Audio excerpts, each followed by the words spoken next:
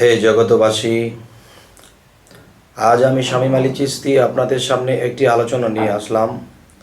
সে আলোচনাটি হলো যে এই পৃথিবীতে আমরা যেহেতু এসেছি ছোট হইতে সাবালকের দিকে গিয়েছি, কিন্তু একটি সাবালক হলো এই পৃথিবীতে চলে ফিরে খাওয়ার জন্য একটা সাবালক, আরেকটা সাবালক হলো যে রুহানি জগৎ বা আত্মজগৎকে বোঝার জন্যে, এবং সেই বোঝা বুঝে একদিন মুর্শিদ ধরতে হবে, এবং মুর্শিদ ধরার পরে মুর্শিদের দেওয়া সাধনাগুলো আমাদের করতে হবে।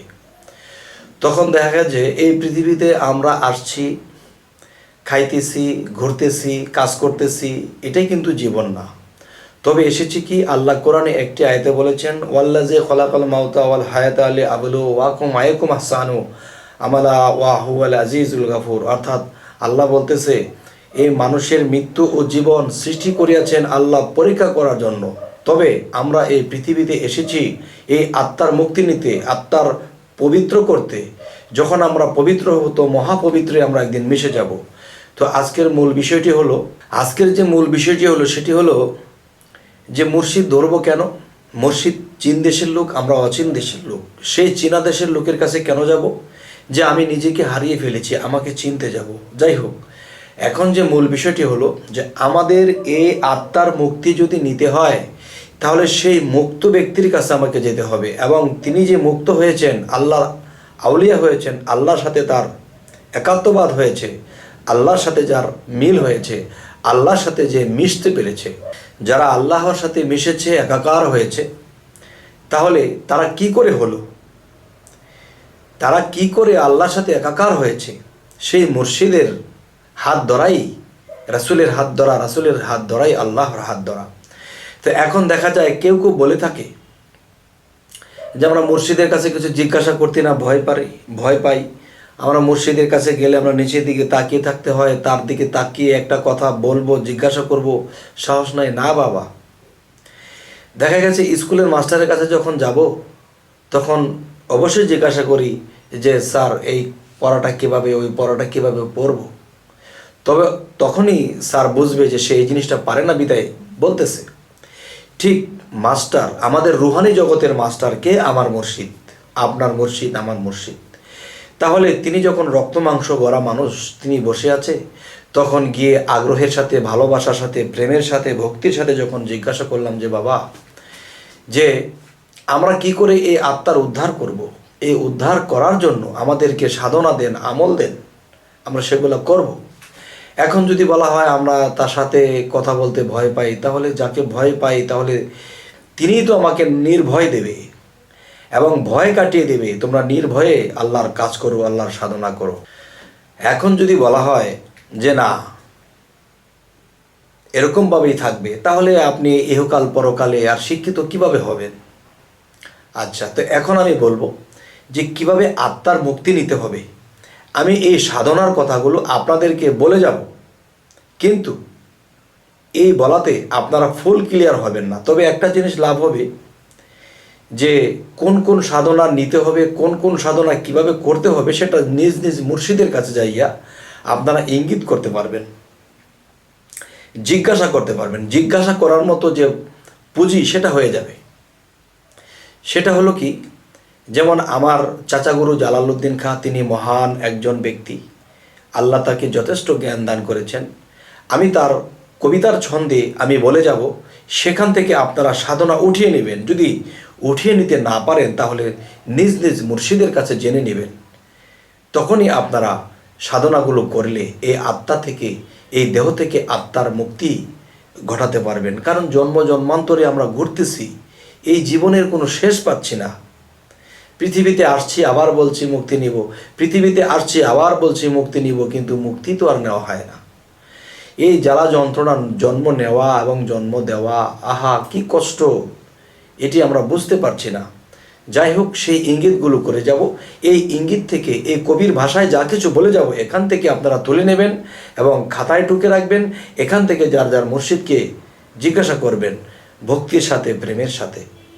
প্রাণারাম অভ্যাস করো সাধন পথে মন আমার, এই রেচক পুরো কুম্ভকেতে লুপ্ত করো কাম্বিকার।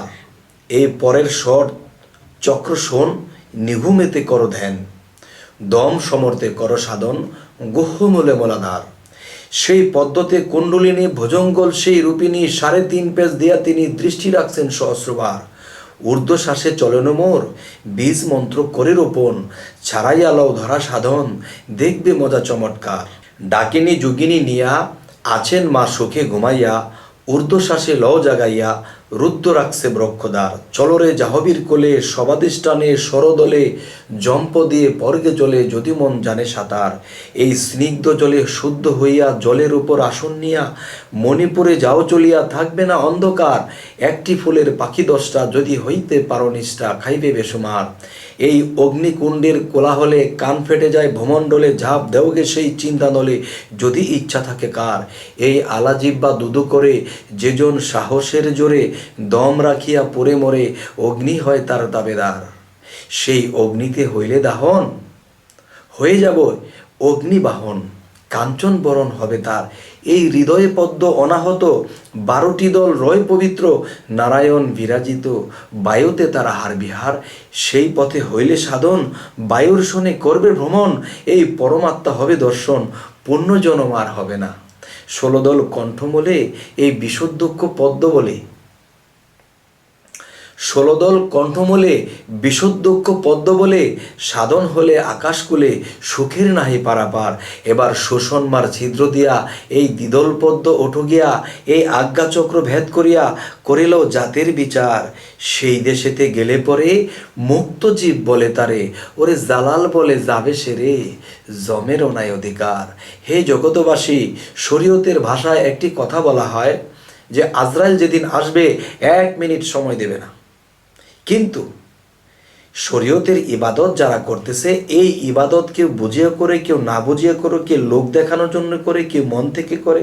তবে এদের কাছে যদি আজরাইল আসে, তখন আজরাইল তাকে 1 মিনিট সময় দেবে না। এটা সত্য হাদিস কথা, সত্যই বলা হয়েছে। কিন্তু একজন সাধক যখন সাধনা করেছে, তার আত্মসাধনা করেছে, আগুন পানি বাতাস মাটি আলোক এই সমস্ত কিছু যখন সে আয়ত্ত করেছে, তখন শয়তান তাকে তো কখনো ধোঁকা দিতে পারবেই না, কারণ তার সমস্ত কিছু তার নিজের আয়ত্তদিন করেছে।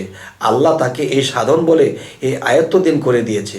কিন্তু আজরাইল যখন আসবে, তখন আজরাইল এসে তার মধ্যে তাকে দেখবে না, অন্য কাউকে দেখবে।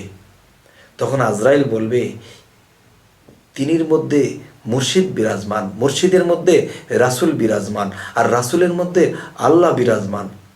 তখন এখানে আজরাইল এসে ভক্তি দিবে, বলবে, হে আল্লাহর বন্ধু, আপনি তো একা নয়, আর আপনি তো আল্লাহ নয়, তবে আপনি তো আল্লাহ ছাড়া নয়, আপনার সাথে আল্লাহ রাসূল একাকার। আমি কি করে এই রুহু জান কবজ করব? তখন সালামের সাথে ভক্তির সাথে এসে যখন বলে, তখন সেই আউলিয়া যদি একবার বলে, হে আজরাইল, আপনার সালাম আমি গ্রহণ করলাম, তবে আপনি আমাকে নিয়ে যাবেন। যদি কেউ মনে করে নিয়ে যান, ঠিক আছে নিয়ে যান। আবার যদি কেউ মনে করে আমাকে 3 দিন 5 দিন সময় দিতে হবে, আমার একটা ছোট ডিউটি আছে, আল্লাহর একটা কাজ আছে, আমি সেটা করে যাব। তখন আল্লাহ বলেছে কি, হে জগতবাসী, তোমরা যদি আমার সাথে বেয়াদবি করো তো কিঞ্চিত মাপ পেয়ে যাবে, কিন্তু আমার বন্ধুদের সাথে কখনো বেয়াদবি করো না। তখন এই আল্লাহর আউলিয়া, তিনি আল্লাহর বন্ধু, আর আল্লাহ কি বলেছে, আমার বন্ধুদের সাথে বেয়াদবি করো না। মনে রেখো, আমার বন্ধুদের কখনো মৃত্যু নেই, আমার বন্ধু কখনো চিন্তিত হবে না, তারা সবসময় স্বাধীন থাকবে। এবং মৃত্যু নেই বলতে যে আত্মার কখনো মৃত্যু হয় না, এই দেহের মৃত্যু হয়। আত্মা এই দেহে বাস করত, এই আত্মা চলে যাবে, এই মৃত্যুর কথা বলা হয়েছে। যাই হোক, হে জগতবাসী, এই পৃথিবীর ধরাধামে আমরা এসেছি। আমরা যদি দুনিয়াতে খাচ্ছি, চলছি, ফিরছি, টাকা কামাই করতেছি, এটাই কিন্তু জীবন না বাবা।